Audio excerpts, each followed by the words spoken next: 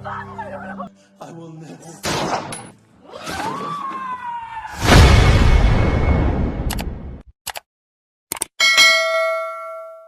Di awal film kita diperlihatkan seorang awewe cantik bernama Katie yang terlihat sedang pipis di jejukutan, kemudian nampak dipanggil oleh temannya bernama Anna untuk ikut dalam pesta obat-obatan haram. Namun Katie menolak karena dia adalah awewe baik yang memiliki prinsip say no to drug, tapi kalau abok mah hayu-hayu aja. Katie dan juga Anna yang terlihat pulang ke rumahnya dan terlihat si Mama yang nampak sedang memasak sebuah kue di dapurnya. Para awewe cantik yang terlihat pergi ke kamarnya, kemudian nampak membicarakan paman Katie, di mana si Anna yang dalam mode pengaruh obat-obatan haram berkata kalau dia mau-mau saja ngintip dengan sang paman, walaupun itu semua hanyalah sebuah candaan semata. Para awewe yang ternyata akan KKN di sebuah peternakan, di mana esok paginya mereka akan menginap dahulu di rumah si paman untuk sekedar translate dan mempersiapkan tugas kuliahnya, nampak sudah memakai pakaian musim dingin mereka, di mana sang paman yang sudah datang untuk menjemput, dan Katie pun berpamitan kepada si Mama dengan berkata kalau dia akan setiap hari menelpon untuk memastikan kalau keadaan mereka sangat baik-baik saja.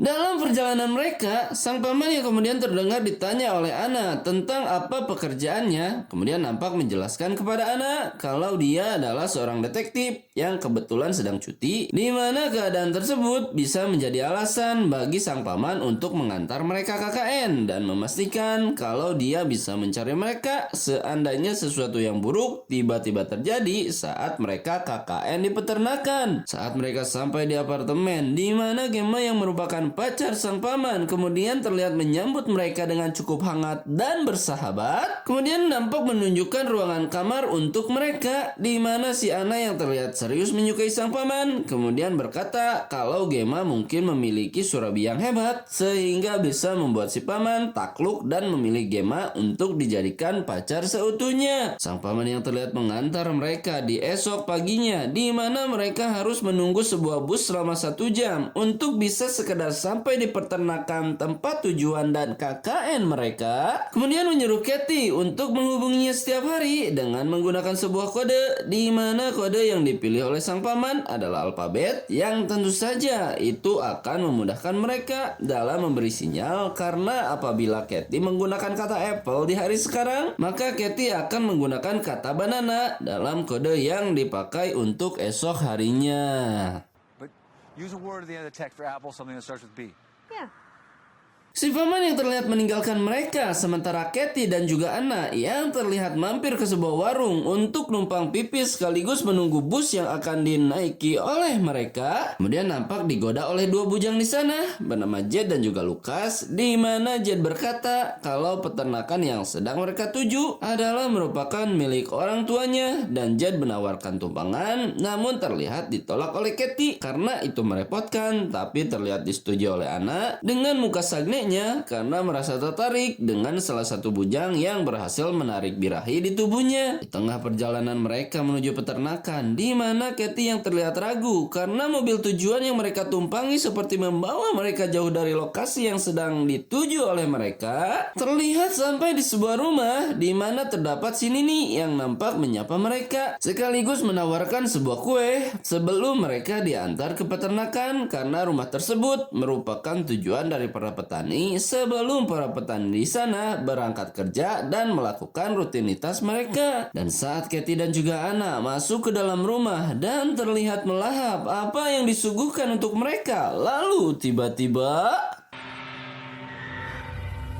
Anna yang terlihat menyadari kalau ada obat bius yang ditaruh di dalam kue yang dihidangkan untuk mereka, kemudian terlihat berlari dari sana dan nampak dikejar oleh kedua bujang biadab, yang tentu saja Anna dan juga Katie dapat ditangkap karena pengaruh obat bius yang membuat mereka menjadi lemah dan pingsan di sana.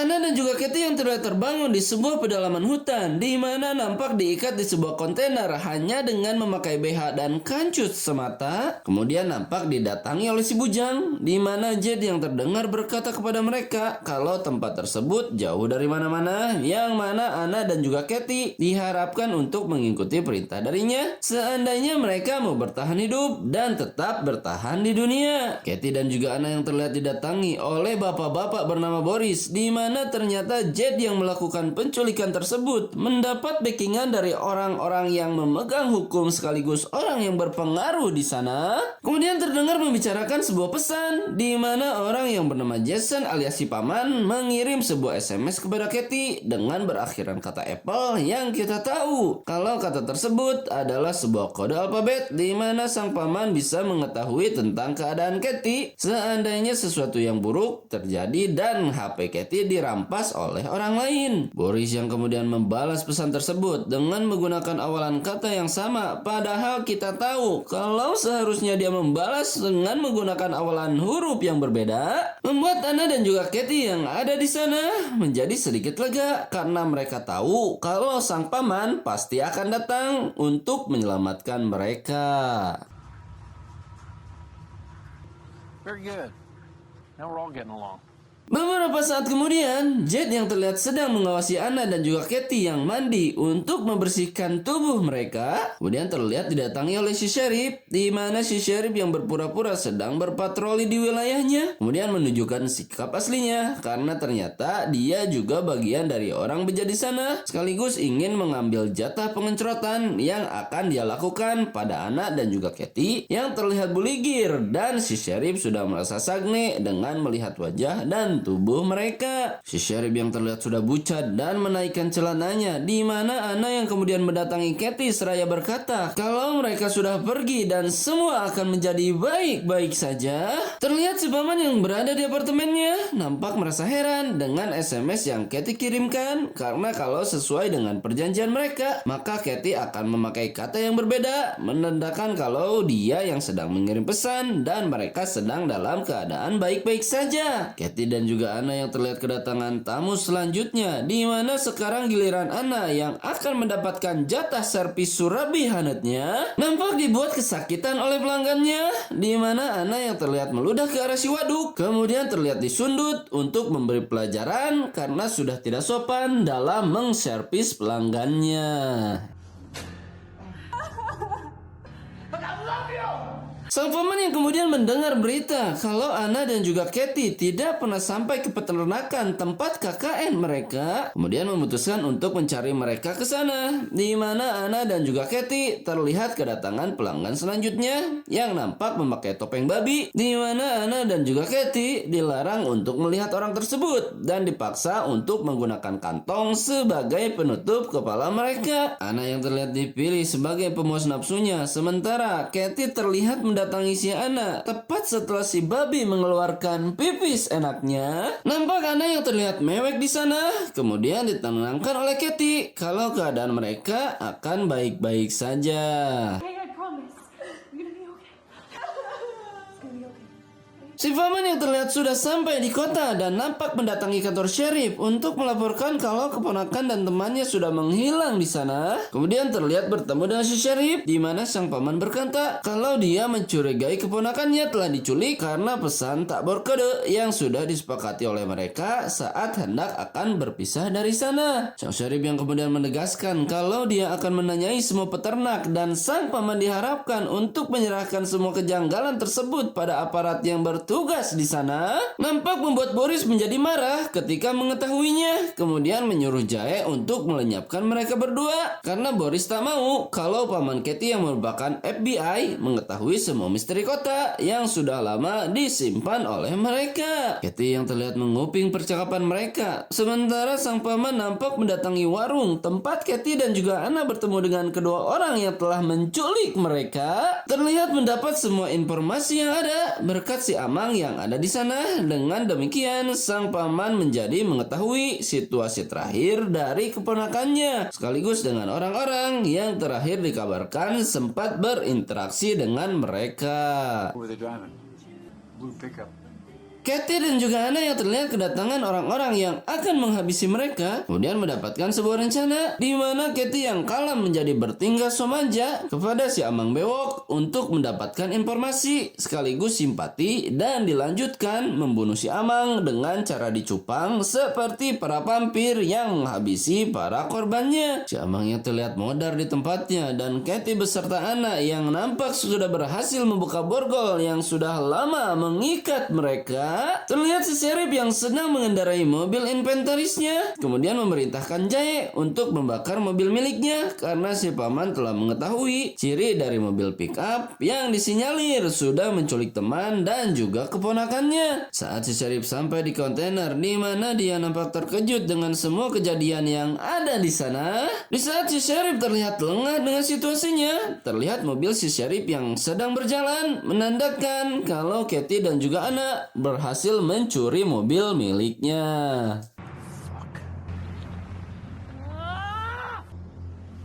Katie dan juga Anna yang terlihat akan meninggalkan kota dengan sejauh-jauhnya kemudian berpapasan dengan dua gadis lainnya di mana Katie dan Anna yang tidak mau hal buruk terjadi kepada mereka memutuskan untuk menjadi psikopat dan membalas dendam kepada semua pria yang sudah berbuat keji dan asusila kepada tubuh mereka. Katie dan juga Anna yang terlihat berbelanja membeli semua peralatan kopet yang bisa membantu mereka dalam melakukan aksi balas dendamnya, membuat siapa yang menjaga toko di sana menjadi terlihat bingung dibarengi oleh Katie yang terdengar bertanya apakah si Abah kenal dengan seorang bernama Boris ataupun tidak.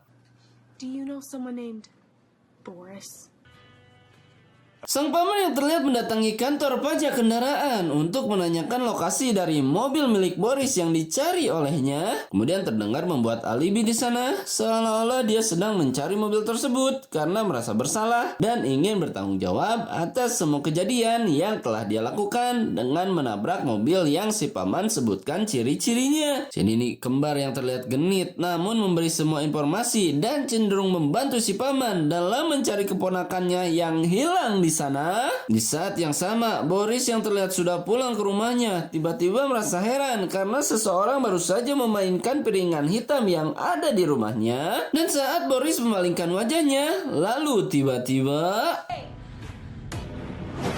Anna dan juga Katie yang terlihat berhasil mengalahkan Boris dengan cara ala kadarnya. Kemudian nampak mengikat targetnya di sebuah meja di mana Boris yang terlihat kalah tersebut nampak mencoba menyogok mereka dengan memberikan uang yang dia simpan di dalam kotak hijau dengan jumlah yang lumayan untuk sekedar open BO di sana. Katie yang terlihat menipu Boris sekaligus terdengar bertanya tentang seseorang pria yang memakai topeng babi yang sudah melecehkan mereka. Boris yang terlihat tak mau menjawab siapa orang tersebut kemudian nampak mendapat balasannya dengan sebuah alat yang sudah Anna buat dan dicolokkan ke arah liang waduk baunya. Sang paman yang terlihat sudah sampai di sana dan mendengar suara Boris yang terdengar berteriak dari dalam rumahnya, kemudian terlihat masuk ke dalam rumah tersebut dan sangat terlihat terkejut dengan apa yang sudah dilihat dan terjadi di sana. Anna dan juga Katie yang terlihat OTW untuk melanjutkan misi balas dendamnya dibarengi dengan sang paman yang terlihat kembali mendatangi kantor si Sheriff dan kemudian mengetahui kalau si Sheriff ikut andil dalam menghilangnya Katie dan Anna berkat dari suara telepon yang pamannya hubungi untuk memastikan situasi dan kondisi tentang kota yang sekarang sedang diamati olehnya. Katie dan juga Anna yang terlihat mendatangi sebuah gereja di mana ternyata orang yang memakai topeng babi yang sudah mengintit mereka adalah seorang pastor muda yang memiliki banyak jemaah di tempatnya nampak berhasil ditaklukkan oleh si Katie dengan Anna sebagai pengalihnya dan disiksa dengan cara berkeliling kota namun digusur di belakang mobil yang kita tahu dia akan mendapatkan sariawan yang tepat di seluruh tubuhnya. Katie yang kemudian menyundut si pendeta dengan menggunakan sebuah korek namun telah dituangkan minyak terlebih dahulu sebelum si pendeta terdengar mengancam mereka dengan ayat Bible yang sedang dibacanya. Setelah kedua awewe pongpet melakukan hal tersebut, mereka pun OTW menuju tempat target berikutnya.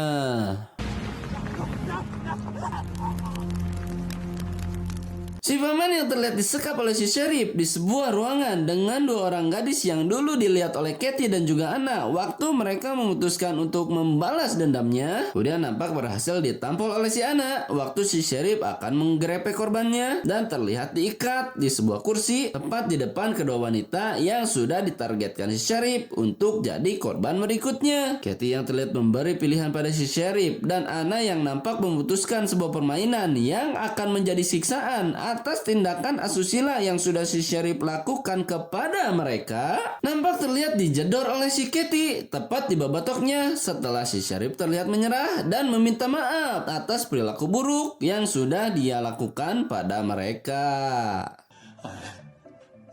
So sorry. I will never. Anna dan juga Katie yang terlihat membebaskan kedua wanita tersebut dan menyuruh mereka untuk melepaskan ikatan sang paman yang juga ada di sana. Kemudian nampak mendatangi si Nini yang dahulu sudah membius mereka dan terlihat menggunakan metode yang sama dengan cara membius si Nini yang kemudian diikat di sebuah kursi di dalam gudang berhadapan dengan Jed yang terlihat juga pingsan untuk mendapatkan balasan atas perilaku buruk yang mereka lakukan kepada korbannya. Si Nini yang terdengar memohon ampunan namun terlihat diajukan oleh Anna dan Katie yang kemudian mengeksekusi Jed dengan cara memukul babatoknya tepat di hadapan mata yang menjadi orang tuanya, membuat si Nini sangat tertekan ketika menyaksikannya dan kemudian dihadapkan kepada Lucas yang disuruh oleh si Anna untuk memukul ibu kandungnya, dan tentu saja hal tersebut ditolak oleh si Lucas karena dia tipe anak yang berbakti walaupun sedikit pika sebelen dengan melakukan apapun asalkan hal tersebut diperintahkan oleh ibunya. Anna yang terlihat menembak si Lucas dan menghilangkan semua bukti dengan menempelkan tangan si Lucas pada senjata yang baru saja dipakai olehnya. Kemudian nampak mengeksekusi si Nini dengan menggunakan mesin pemotong rumput yang tentu saja hal tersebut menjadi penutup bagi mereka dalam menjalani karir sebagai psikopat yang terbentuk dari dendam atas apa yang dilakukan orang-orang kepada mereka. Sang paman yang terlihat datang ke rumah si Mama di mana kejadian kali ini adalah setelah beberapa hari semenjak mereka menjadi psikopat dan menghabisi para korbannya, menutup film yang kita review kali ini dengan akhir yang cukup memuaskan di mana wanita-wanita tersebut terlihat berjalan-jalan dan nampak akan berlibur ke Amerika untuk menonton konser Dede Ineon yang akan manggung di sana. Tamat ending yang sangat mengpsikopat pongpetkan.